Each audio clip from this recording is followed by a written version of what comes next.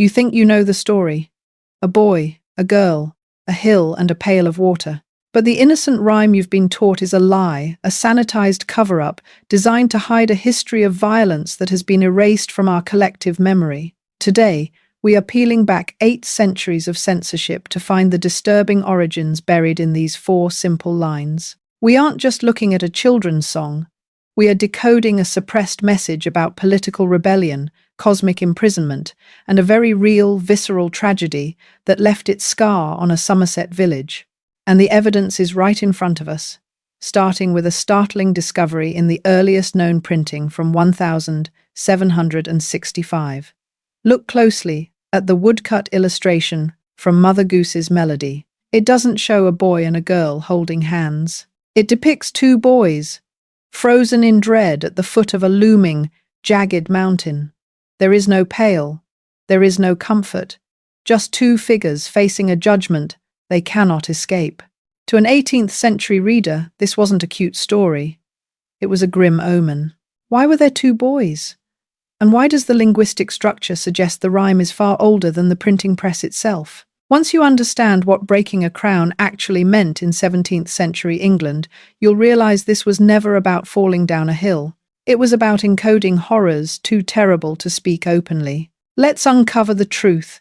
But the grim little woodcut was only the beginning, a distorted echo of something much older and far colder. To understand why the image of children climbing a hill carries such a specific, unnerving weight, we have to abandon the rolling green hills of the English countryside entirely. We must step back 800 years, travelling north into the frozen, volcanic darkness of 13th century Iceland. Here, the story wasn't a rhyme.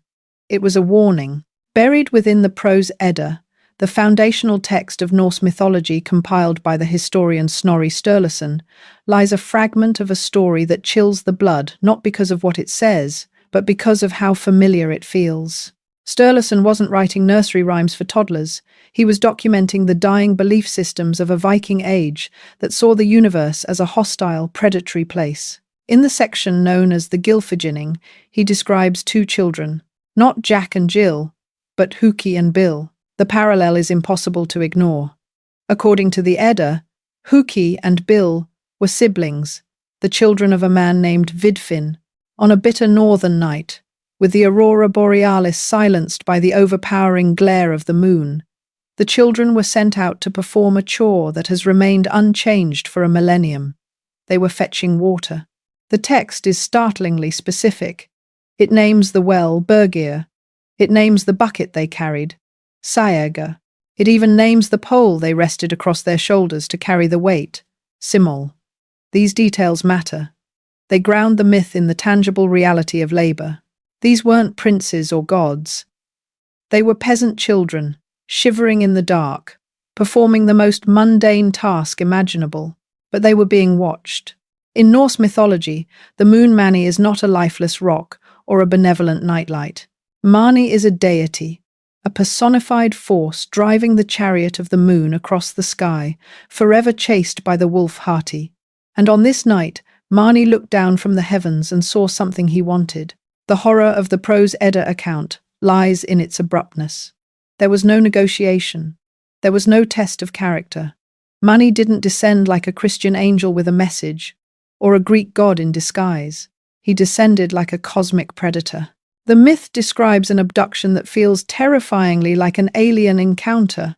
As Chuki and Bill bent over the well's edge, their breath forming ice crystals in the air, the moonlight didn't just illuminate them, it seized them. Mani took them. The text implies a sudden, violent freezing of time. One moment, the children are struggling with the heavy bucket, their boots crunching on the snow. The next, they are lifted from the earth bucket, pole and all. They were snatched directly from the ground to the sky, not because they had sinned, not because they had failed, but simply because a god was lonely, or curious, or cruel. This is the Jack and Jill story in its rawest, most primal form. But the true horror isn't their death, it is their preservation. Snorri Sturluson writes a line that serves as the anchor for the entire myth. These children follow the moon, as can be seen from the earth. This wasn't just a story told around a fire.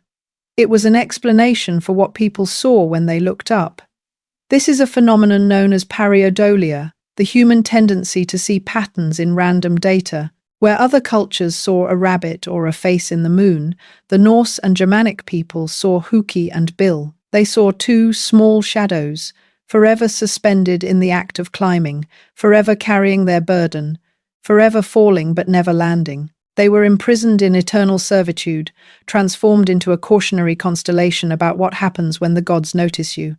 They weren't dead, which might have been a mercy. They were trapped in the amber of moonlight. Now, you might be thinking, Chuki and Bill sound nothing like Jack and Jill. But linguistic evolution is a slow, grinding process that wears down words like water wears down stone. Let's look at the phonetics.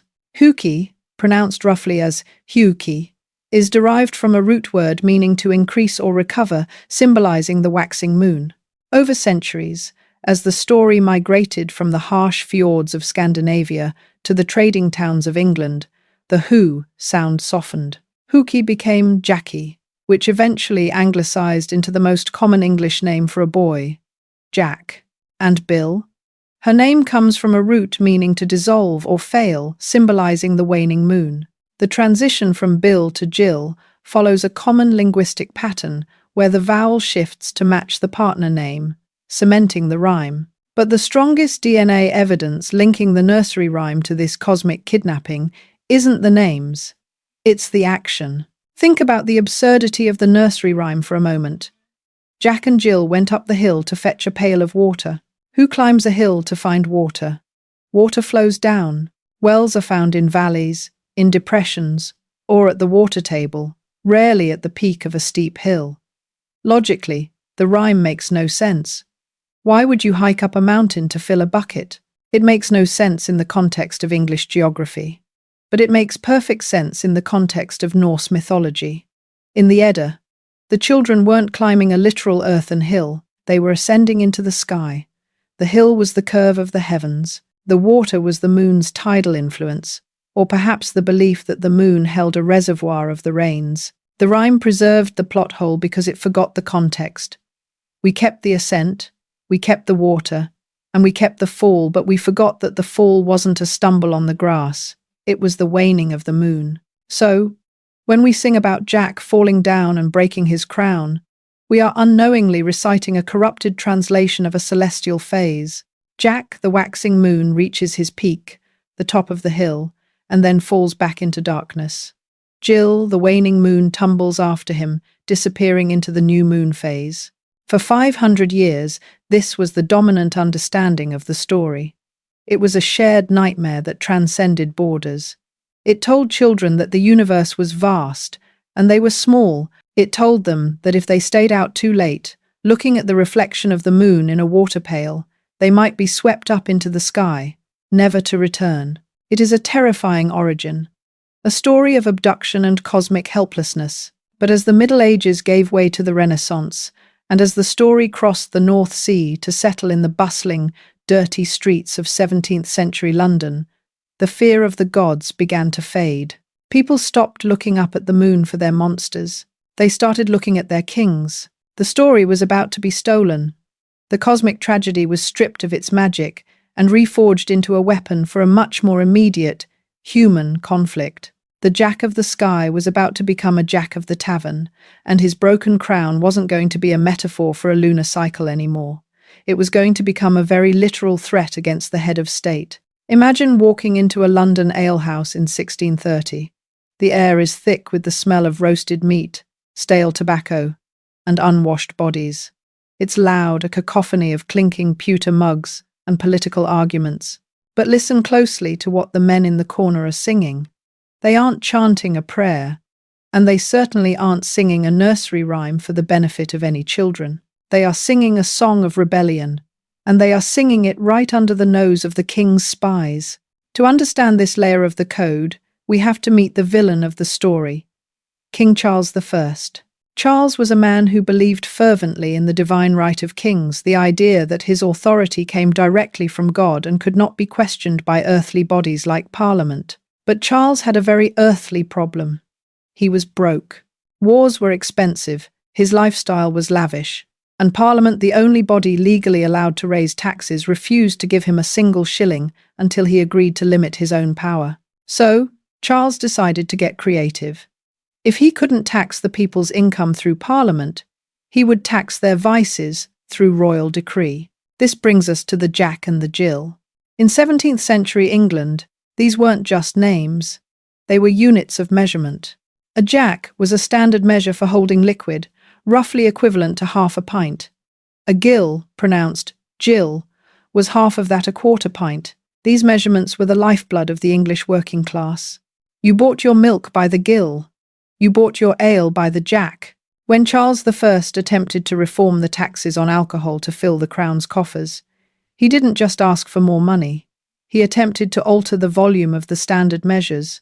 He wanted to shrink the jack while keeping the tax the same, effectively a hidden inflation on every drop of ale and wine consumed in the kingdom. The fury this caused was volcanic. You have to understand, tampering with weights and measures was considered a biblical sin. It was a violation of public trust. A labourer slamming his mug on the scarred wooden table of a tavern wasn't just mad about expensive beer. He was mad because the very reality of commerce was being manipulated by a tyrant. Parliamentary members stood in their seats, voices raised to near screaming, denouncing the king's measure, tampering as tyranny itself. One member famously thundered, "If His Majesty can shrink our jack today, what's to stop him from having our bushel tomorrow, or our acre the day after?" But you couldn't just walk into the street and scream, "The king is a thief." That was treason. That got you drawn and quartered. So, the resistance went underground. They turned to satire. The rhyme transformed into a devastatingly clever double entendre. Let's decode it line by line. Jack fell down. This wasn't a boy tripping. This was the jack measurement being debased.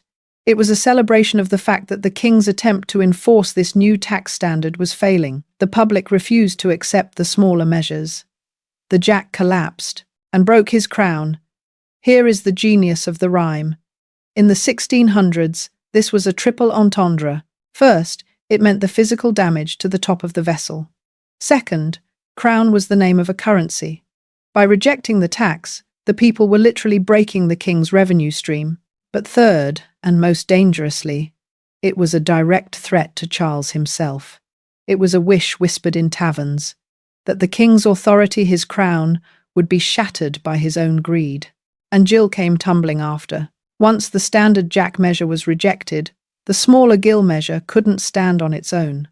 The entire system of royal weights and measures came tumbling down in a chaotic domino effect. Every time someone sang this rhyme in a pub, stomping their feet to the rhythm, they were secretly mocking the failed power grab of an overreaching monarchy. They were turning children's voices into instruments of political dissent. It was a meme, 17th century style, viral, unstoppable, and plausible deniable.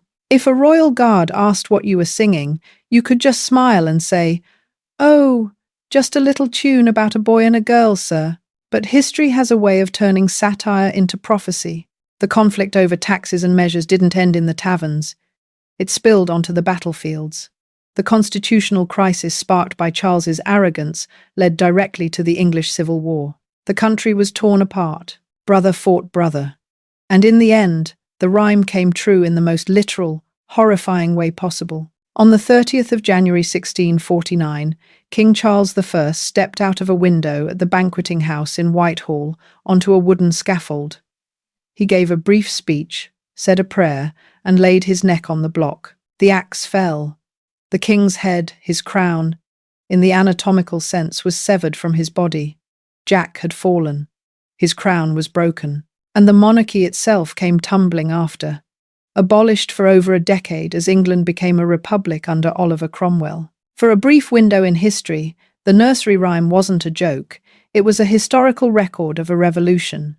It was a victory song. So, we have a cosmic abduction story from Iceland and a political satire from London.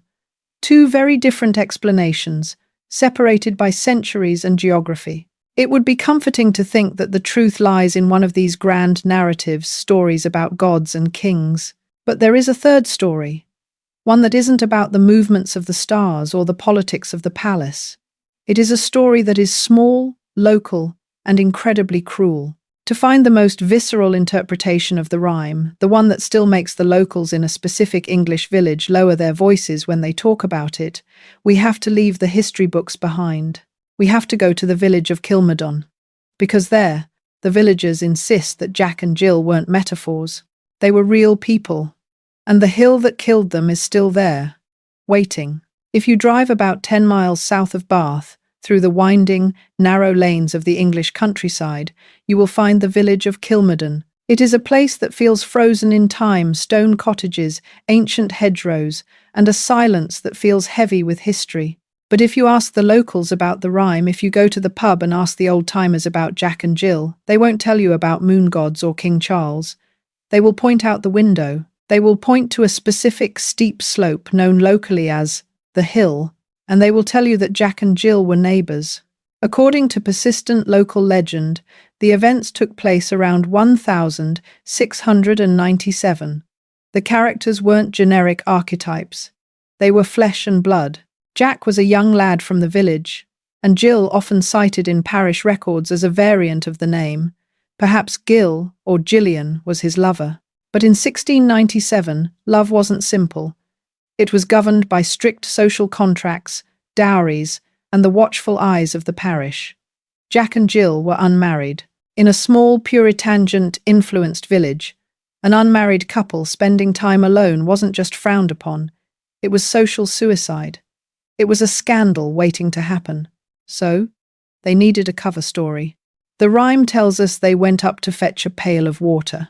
As we've established, climbing a hill for water is illogical. Unless the water isn't the point. Historians and folklorists who support the Kilmadon theory suggest that fetching water was the 17th century equivalent of Netflix and chill. It was a socially acceptable excuse to leave the house. The hill offered something the village did not: privacy. The dense copses of trees and the jagged geography of the limestone quarries provided a place where two young lovers could steal a moment of intimacy away from the prying eyes of their parents and priests. For months, the ruse worked. They climbed the hill. They met in secret. But the geography of Kilmadon is unforgiving. We have to talk about the geology of Somerset. This isn't soft grass. This is limestone country. The hills here are scarred by centuries of quarrying man-made cliffs and sudden drops hidden by overgrowth. The legend takes a turn that transforms the rhyme from a romance into a horror story. On one particular night, perhaps a moonless one, where the path was treacherous, disaster struck. The rhyme says, Jack fell down. It sounds almost slapstick, doesn't it? A tumble, a slip. But listen to the next line. And broke his crown. We sing it so cheerfully, but medically speaking, breaking your crown is a catastrophic injury. The crown refers to the vertex of the skull, the parietal bones. Local accounts vary on the exact cause. Some say a boulder from the quarry ledge above came loose, striking Jack with the force of a cannonball. Others say he slipped on the wet limestone, plummeting backward and striking his head on the jagged rocks below. The result was the same. This wasn't a bump that could be fixed with vinegar and brown paper. This was a depressed skull fracture. It was immediate, violent, and fatal. Imagine the scene, the darkness, the sudden sickening crack of bone on stone, and the silence that followed. Jill was left standing there, alone in the dark, staring down at the broken body of the man she loved. Jack died instantly. But for Jill, the tragedy was a slow burn, and Jill came tumbling after. In the context of the Kilmadon tragedy, this line isn't about gravity, it's about destiny. It's about the tumble into ruin. Because Jill wasn't just heartbroken, she was pregnant. The secret they had climbed the hill to keep was now the very thing that would destroy her. In 1697, an unmarried woman carrying a dead man's child was a pariah. There was no safety net, no support system. Just the suffocating weight of judgment. The tumble represents her rapid descent down the social ladder from a respected village girl to a fallen woman. Narrator. The oral history creates a harrowing timeline. Jill carried the child to term, living in the shadow of the hill where Jack died. But the stress, the grief, and the isolation took their toll. When the time came, the the birth was difficult. The villagers whispered that it was a curse, that the ghost of Jack was calling her to join him. Jill died in childbirth, her life extinguishing just as her child's began. She tumbled after him into the grave, escaping the shame of her village but leaving behind an orphan. This is the Romeo and Juliet of the working class. No poetic speeches, no crypts, no poison, just a wet rock, a cracked skull, and a bloody birthing bed. Now, you might be thinking, is this just a ghost story? A local tall tale invented to scare teenagers? It would be easy to dismiss it, if not for the names. In Kilmerdon, there is a peculiar concentration of a specific surname that appears in the records shortly after this alleged tragedy. The name is Gilson. Etymologists and local historians have pointed out that in a village where patronymics, naming a child after the father, like Jackson or Johnson, were the standard, a matronymic name was rare. It usually signaled one thing: the father was unknown, or the father was dead. Gilson literally translates to Gil's son. The theory is that the baby survived. The bastard child of the doomed couple was raised in the village, bearing the name of his mother because his father had died on the hill before he could claim him. Generation after generation of Gilsons lived in Kilmerdon, walking past that hill every day, carrying in their very name the DNA evidence of the scandal. They were the living legacy of the rhyme. Every time a Gilson introduced themselves, they were unknowingly citing the punchline of the tragedy. Today, Kilmerdon embraces the legend. They have stone markers along the path quoting the rhyme. They have a well at the top. It looks quaint. It looks like a tourist attraction. But stand there on a cold evening when the mist rolls off the Somerset levels and the tourists have gone home. Look at the jagged stones. It's not hard to picture it. The panic, the slip, the scream cut short. The Kilmerdon story grounds the rhyme in something we can all understand: human fragility. It reminds us that before this was a song about crowns and pails, it might have been a eulogy, a way for a village to process a trauma so shocking that they couldn't speak of it directly, so they turned it into a song. The physical trauma of the Somerset lovers, the political trauma of the London rebels, the cosmic trauma of the Norse children. We have 3 layers of horror. But how did this song survive? How did a story about death and taxes become the most popular lullaby in the English language? The answer lies in the final, and perhaps most manipulative layer of the puzzle: the moral warning. The story wasn't just remembered, it was weaponized. We have uncovered a cosmic abduction, a political revolution, and a bloody local tragedy. But a story doesn't survive 800 years just because it is sad or true. It survives because it is useful. For the rhyme to endure the transition from the tavern to the nursery, from the execution block to the cradle, it had to serve a function. It had to do work. And in the strict, suffocating moral landscape of 17th and 18th century England, Jack and Jill found its ultimate purpose. It became a weapon. Specifically, a weapon pointed at young women. Picture the scene in 1,000 English parlours. A mother pulls her daughter close, the firelight casting long, dancing shadows against the wall. She isn't singing to entertain the child. She is singing to program her. To the social historian, the rhyme functions as a coded moral lesson, a scared straight tactic whispered to girls before they were old enough to understand the biology of what they were being warned against. Consider the characters again. By the 1600s, Jack and Gill weren't just names, they were archetypes. A Jack was a knave, a commoner, often associated with trouble. A Gill, or Jill, was slang for a woman, but often with a specific connotation: a flirt, a sweetheart, a girl who wasn't quite careful enough. Now, look at the geography of the sin. They went up the hill. As we established, water is found in the valley. So, why go up? In the coded language of the era, the hill represented something very specific: privacy. It was the space outside the village boundaries, away from the watchful eyes of the parish priest and the gossip of the neighbours. Going up the hill wasn't a chore. It was a euphemism for a tryst. It was the 17th century equivalent of going parking. The pail of water was merely the alibi, the flimsy excuse a girl would give her mother as she slipped out the back door to meet a boy. And then comes the inevitable consequence. Jack fell down and broke his crown. In this layer of the palimpsest, the crown undergoes yet another transformation. It is no longer a skull, or a coin, or a king's authority. Here, the crown represents virtue. It is the loss of innocence. Jack falls, he succumbs to temptation. He breaks his moral crown.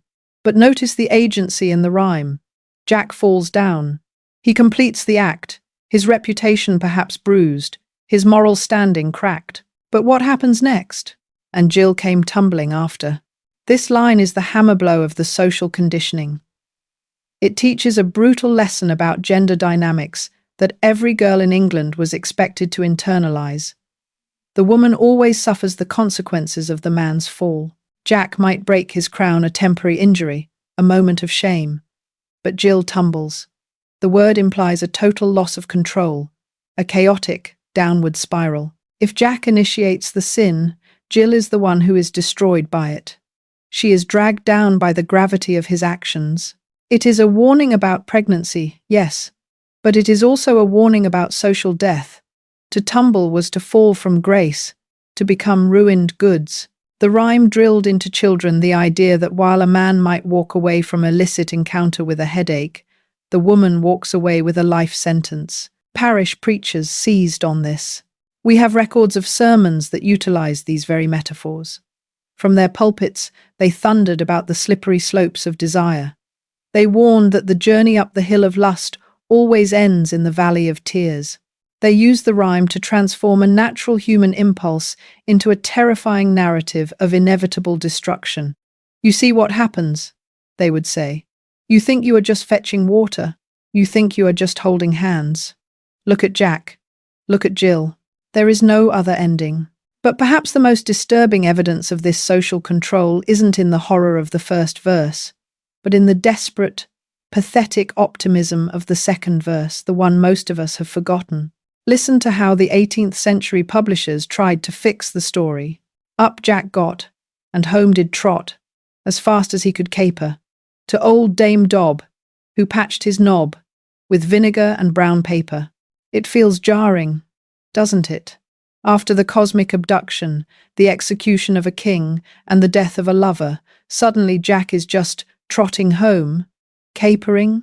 This edition is a masterclass in gaslighting. It represents the desperate desire of the establishment to pretend that the fall is fixable. It tells the child, "Don't worry. If you sin, just run home to authority, Dame Dob, mother, and we will patch you up with vinegar and paper." But look at what is missing. Where is Jill? In the happy ending verse, Jack gets up. Jack goes home. Jack gets mended. Jill is nowhere to be found. She is still tumbling. Even in the sanitized version, the female character is erased. Jack is rehabilitated. Jill is discarded. The silence of the second verse speaks louder than the violence of the first. It confirms the grim social rule. The man recovers. The woman disappears. So, the rhyme functioned as a multi-generational trauma response. For the grandmother, it was a memory of the old gods Huki and Bill trapped in the moon. For the father, it was a secret toast to the broken crown of a tyrant king. But for the daughter, it was a threat. It was a nursery rhyme that functioned as a cage. It defined the boundaries of her world. Don't go up the hill. Don't seek privacy. Don't trust Jack, because when the ground gives way, he will run home to be patched up, and you will be left falling forever. We have peeled back every layer. We have seen the Norse frost, the English blood, the Somerset stone, and the Victorian shame. How can all of these be true at once? The answer lies in seeing the rhyme not as a single story, but as a living, breathing archive of human fear. So, which story is true? Was it the moon god taking what was his, the rebels mocking a tyrant king, the lovers dying on a limestone slope, or the mothers frightening their daughters into obedience? The answer is all of them. This is the secret genius of Jack and Jill. It is not a single story. It is a palimpsest, a manuscript page that has been written on, scraped clean, and written over again. Yet the faint traces of the old words still bleed through the new ink, Consider the word crown one last time. It is the perfect linguistic trapdoor. To the 13th century Norseman, it was the halo of the moon. To the 17th century rebel, it was the authority of the state. To the 18th century villager, it was the physical skull of a dead neighbor. To the 19th century moralist, it was the fragile virtue of a young woman. This wasn't accidental ambiguity, it was evolutionary survival. The rhyme survived 800 years, precisely because it could shapeshift. It allowed each generation to hide their specific trauma inside a melody so simple that no censor could ban it and no child would question it. Every time you hear children singing this rhyme today, you aren't just hearing a nursery jingle. You are hearing a fossilized scream. You are hearing the echo of children freezing in the Icelandic dark. You are hearing the shout of a tavern protesting a tax. You are hearing the crack of bone in a Somerset quarry. And you are hearing the silence of a woman erased from her own story. The innocent act of fetching water was never about water. It was a vessel for the things we are too afraid to say out loud, that the gods are cruel, that kings are thieves, that love can kill you, and that the fall is inevitable. History is filled with these coded messages, nightmares disguised as lullabies, waiting for someone to wake them up. We have only just scratched the surface of what your childhood was really trying to tell you. If you want to help us decode the next lie and ensure you don't miss the truth hidden in plain sight, click that subscribe button and ring the bell, because Jack has fallen, Jill has tumbled, and we are the only ones left to remember why.